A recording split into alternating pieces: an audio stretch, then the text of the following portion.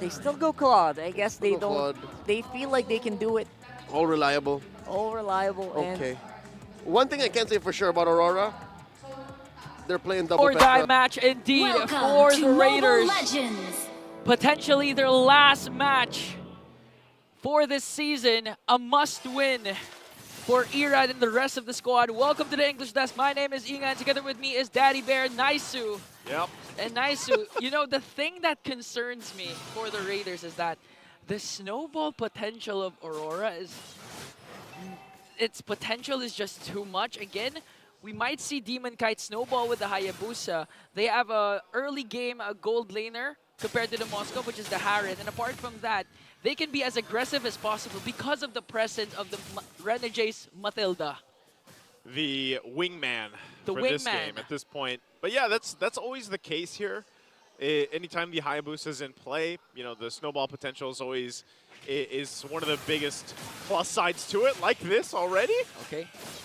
Okay, he's fine. So Demon Kite doesn't, you know, because he doesn't have level 4, not able to take out his former teammate Light there. But the same can be said for a Julian. A Julian that gets these early kills, gets the maybe even the objectives to a point. Irad can snowball himself, and we've seen how devastating the damage can be on a Julian. That's all part of it.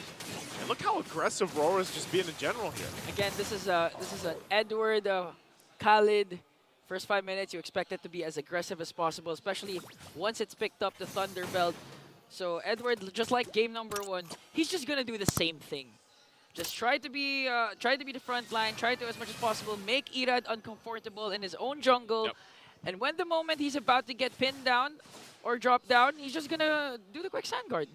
That's a hard reset for Edward. That's the way you do it. You know, if you guys are going to be playing Khalid yourself in the XP lane, Yeah. it's a great hero. But even so, like you still, the setup potential with the Khalid, with the Raging Sandstorm is really what makes it so great, especially in a lineup where, again, you have a lot of crowd control yourself, even in forms of the Eternal Guard, and you have that safety of getting out of there. Look at this fight, though, too. Light could be in trouble. A couple of shots coming out from Demon Kite. Turtle still for the taking here, so there's the Raging Sandstorm. Irad will be able to get it, but the Eternal Guard drops down as well. Renegade picks up a kill. Now they're going to be working on Nibor. Their own Eternal Guard dropped down from Aqua, and Aqua on the escape. Demon Kite goes back in under the turret, but has to Quad Shadow out, and now it's Nibor in trouble. Circling Eel there, but Nibor will be able to get away, and there's the kick coming out from Light, getting the revenge. Picks up a kill in exchange, so a whole lot happened there, but get the turtle to RSG. Okay, that's how you control the aggression of Aurora. Again, prevent prevent Demon Kite from getting those early pickoff kills to get the snowball. Props to Nibor, because that clash was actually Nibor against the world. I thought a lot of times, I thought Nibor was going to go down, but still he managed to stay alive again with the Revitalize and heads up play from Light. To use that Wave the Dragon to make sure to pick off 1. That's why our kill scoreboard is 1-1. Although RSG got, even though RSG also got the first turtle, so now they have the lead, and they can prevent Aurora from being as aggressive as possible. And now Renegade goes in with Circling Eagle just to try and zone out Light. Renegade's playing this Matilda like the Hitman. You know, he's going to be very aggressive throughout the game, even in that last team fight. You know, same thing, the way he played around it, picked him up that kill and everything else. So that is something that RSG wants to handle. Yes, they've gotten themselves a very minor lead at this point. None of the first items really being locked in just yet, as it's still a little bit early, but they are on that path.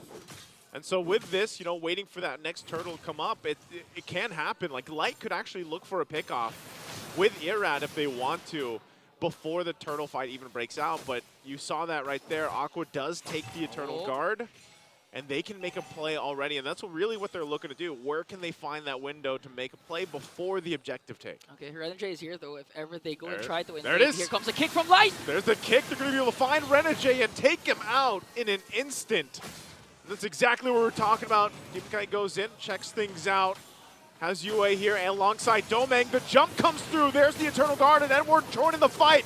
Goes in with Raging Sandstorm. He's going to be able to find 2. Light goes down first, and now under the turret, they're going to fight. Edward has to back out with UA, though, as 2 are already down for Aurora. Couple shots still going for here. Nibor holding them on the front side. And even with Renegade back, this should be a turtle in the hands of RSG as Irad secures the turtle. What a worth it clash for RSG. In exchange for Light, they got the turtle plus 2 kills, and those kills were onto the crucial targets. That was Doming and Demon Kite, the two most high potential snowball heroes for the side of Aurora. Props to Light as well as the AOG from Nibor for setting things up. And this time, it looks like RSG, despite the pressure, despite a do-or-die match for them, it seems like it's not bothering them with the way they're performing, especially Light and Nibor. Well, again, you got to be locked in here, Ingon. You know, if you know the stakes, there's a drop down with the Eternal Guard. I think the Quan Shadow gets it off in time, Demon Kite. But this is the thing, Light knows, you know, purple buffs up. They got to protect them to secure it, and going back to the point, RSG has to play like this. They've got to be on point every single roll because, again, at stake is that last playoff spot.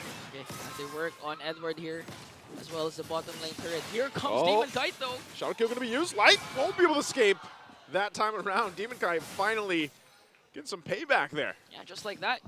He bursted down his former roamer. Light goes down. And okay, so for RSG, wait, Kosei, okay, he's going to try to delay the push coming in from Aurora. Clears it out, Blazing Duet. Aqua's here.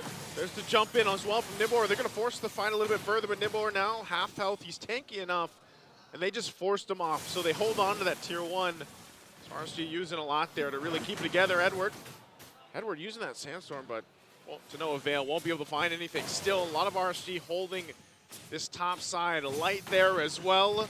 Does have a flicker available. Circling Eagle now from RSG, and they just back off. So a whole lot of tension top side. Okay, that's the thing when you have a Mathilda. Even though Light has a flicker way of the dragon, he's not going to commit it because honestly, just one guiding wind could save whoever Light potentially kicks. But here comes the clash. Gonna go down, Eternal Guard, drop down.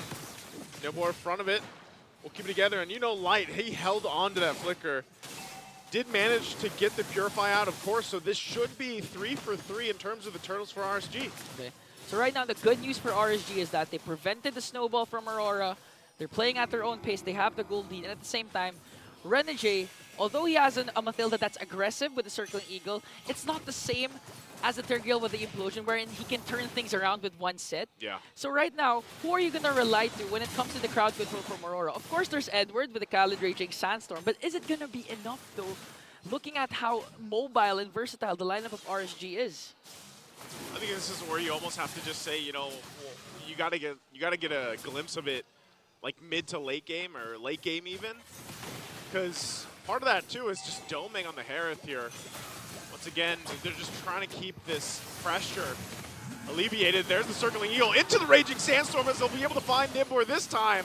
Salmon Force drop down 2, and the Blazing Duet on the defense as Kosei just backs off, gets away from the turret, but finally RORA has been working on the tier 1 at the top.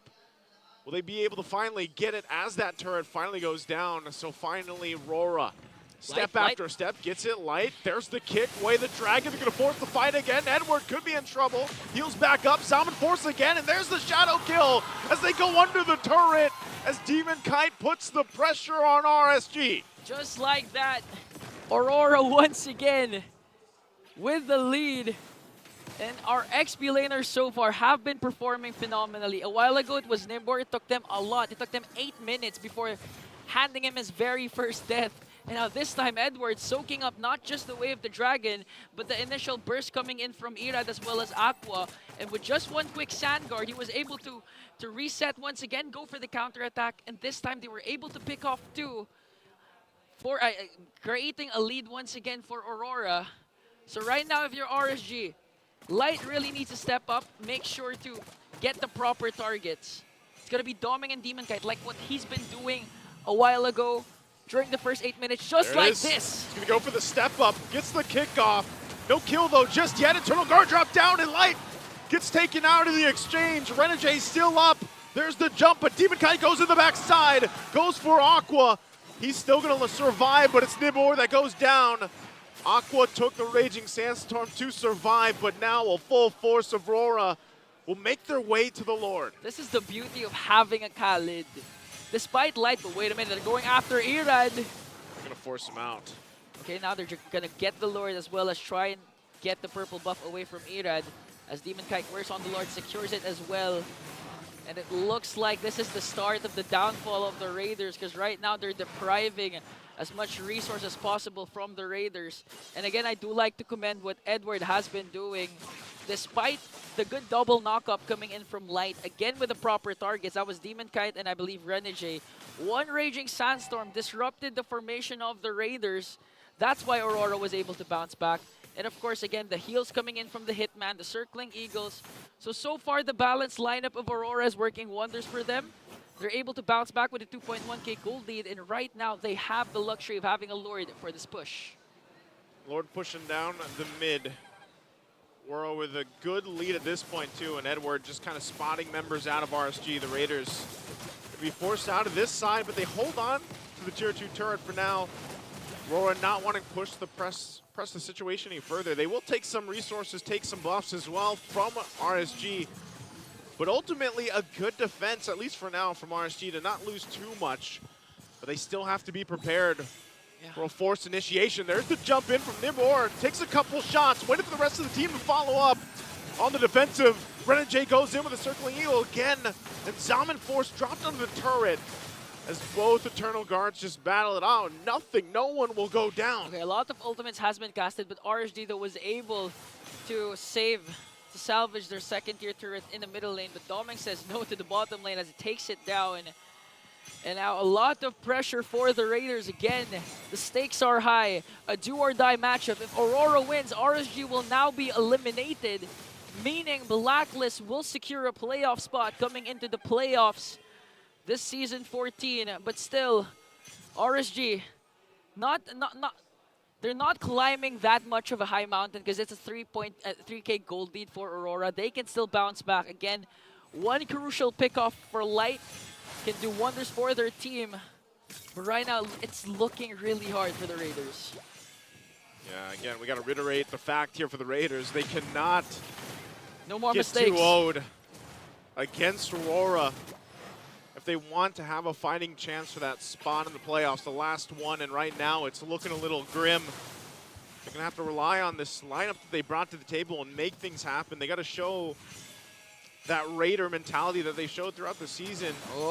Right now, they're just trying to keep things together. Sometimes it's just for Irad's buffs alone, and Rora wants to force the fight. Domin goes in. Domin Force going to be dropped down, and they get choke pointed in. An Eternal Guard going to be dropped down as Nibor and Light are taken out. Back to it. So yeah, Nibor and Light were the ones that went down, as we were saying. And Rora will go ahead and disengage and now start up this Lord, which should just be theirs. Ideally, RSG wants to go for a trade as much as possible, but in this case, you're outnumbered, outgunned by 5 members of Aurora MLBB. There's still a chance to turn things around, especially if you get a good pickoff again coming in from Light. But it's going to be hard to burst down any member of Aurora, especially if they continue to deprive Irad of his purple buff, of his orange buff.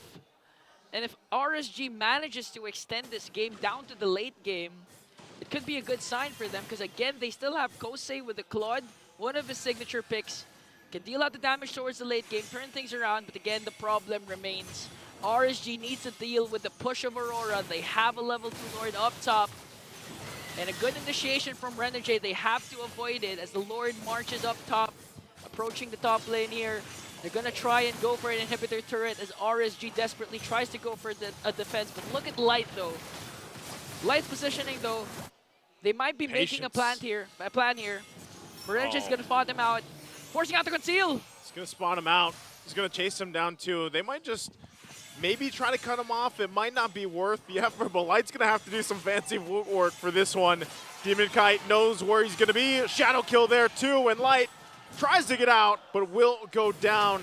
And now RSG left. 2 members already taken out of the picture, so 3 up here. And RSG, are they gonna just punch this one in even further? Aurora still working on the base turrets. A couple shots in, Edward goes in with a Raging Sandstorm. He's gonna be able to find Irad, and now the turret goes down to the bottom side as well. They have minions! There's only 2 down. Now still working through it, 2 up, the jump in from Nibor. They gotta clear the minions out. Base gonna be worked on here, and RSG sees the spot for the playoffs, holding on between these 2 as Nibor's already taken out of the picture, and Rora will do it. They'll go and win the series 2-0. just dimming the hopes of RSG for making it to the playoffs. A win for Aurora means the end of the journey for the Raiders as Aurora sweeps RSG Demon Kite, finally eliminating his former team